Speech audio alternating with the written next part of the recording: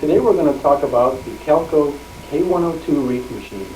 We're going to go over the different features of the wreath machine.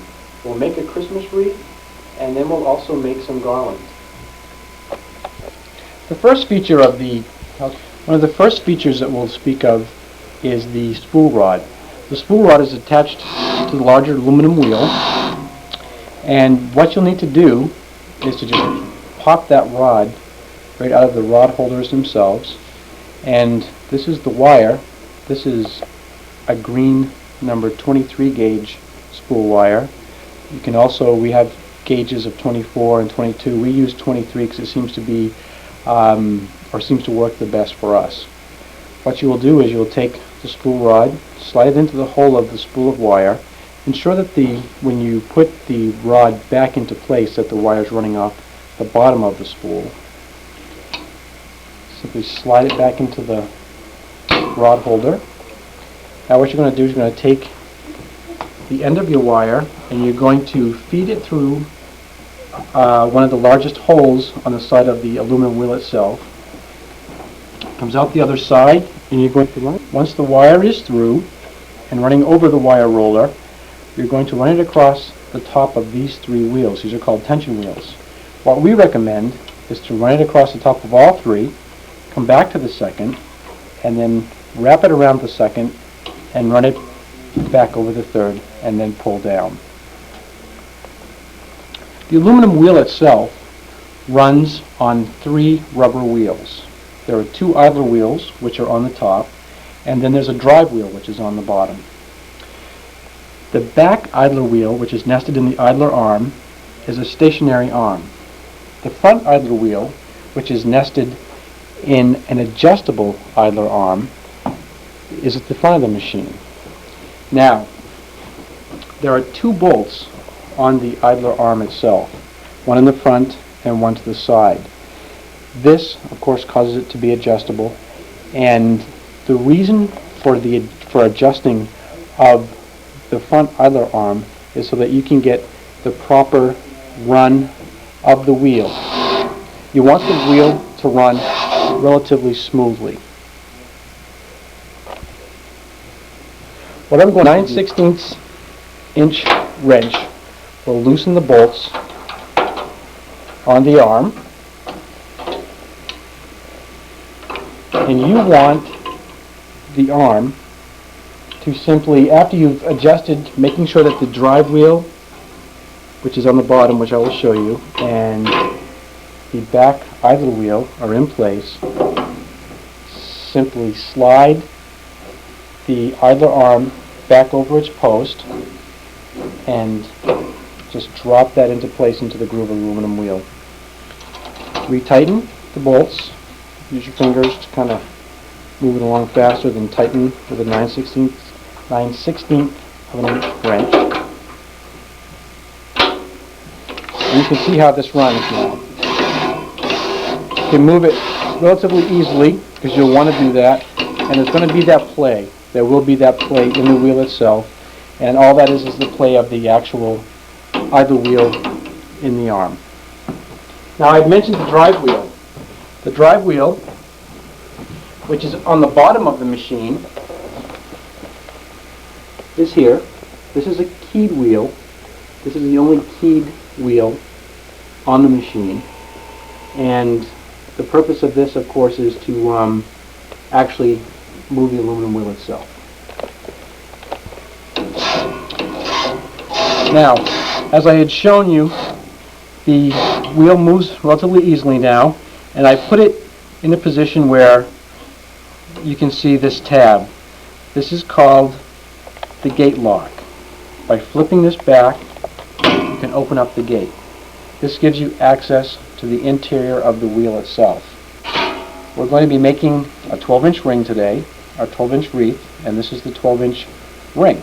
You simply drop that in over the back side of the gate, drop the gate back down, ensuring that the lock is in place, and also at all times you ensure that when you're working in this area that you have the machine turned off. You do not want the machine on when you're taking or putting a wreath ring on or taking a completed wreath off.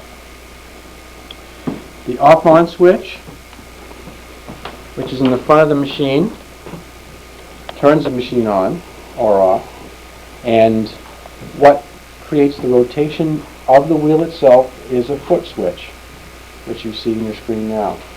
What I'm going to do is turn the machine on.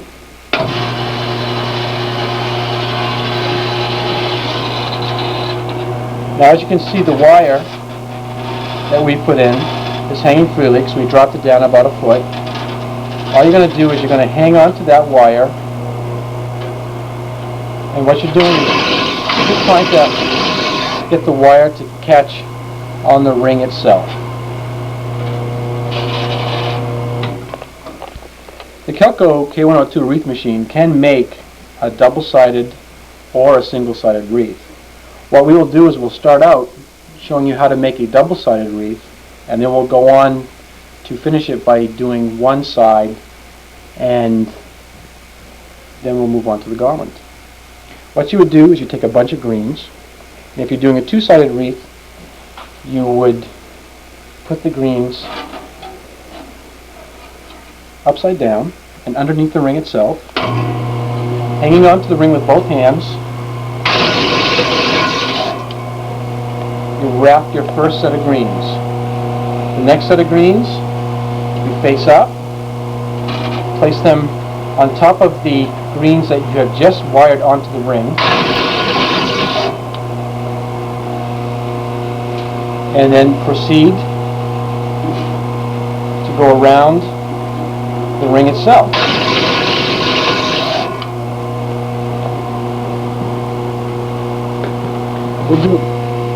Now what you're going to be doing is you're going to be staggering each individual clump of greens, and some people like to make thicker wreaths, some people like to make thinner, so by moving this forward or backward, you get the spacing and the thickness, of course also with the amount of greens that you use. You can make the wreath according to your specifications. What I'll do now is I'll actually finish making the wreath one-sided.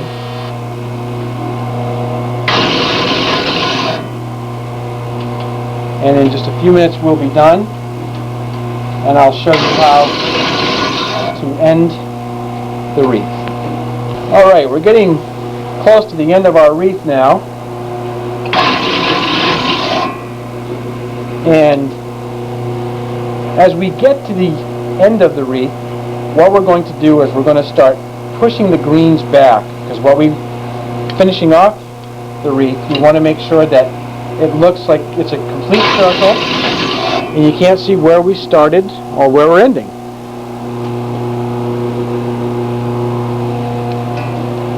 So as we start to get closer and closer to the end, you start moving the greens back, and if you have a double-sided, you just make sure that you move both of them back in your hand. And you want to try to make sure that the spacing is such that when you do end off, you want to try to make sure that you've covered almost all of the ring itself. Now you can test how it looks by putting the greens that you started with over the wreath. Now I think by looking at this and pulling it back, I can put one more piece in there, so that's what I'm going to do. I'm going to stick in one more set of greens, and then I think we'll have a perfect, which started off as a double-sided and ended off as a single wreath. You can see how that goes right in there.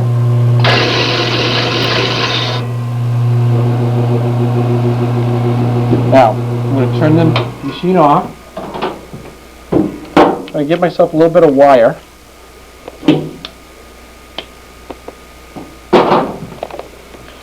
I've cut the wire off. I'm now going to rotate the wheel until I get to where the gate is located. All you do is put your greens back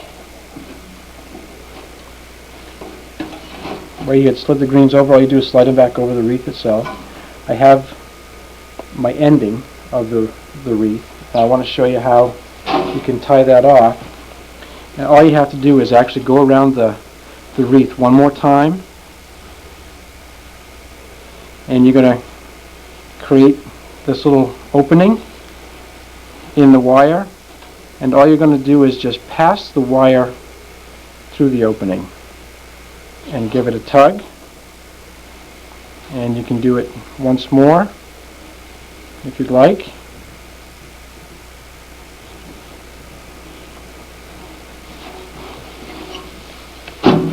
And there you have a 12-inch single-sided, which started off as a double-sided, but pretty much a single-sided wreath. And you can see how it looks on the back, how it kind of all comes together. Next we'll go on and I'll show you how to make some garlands.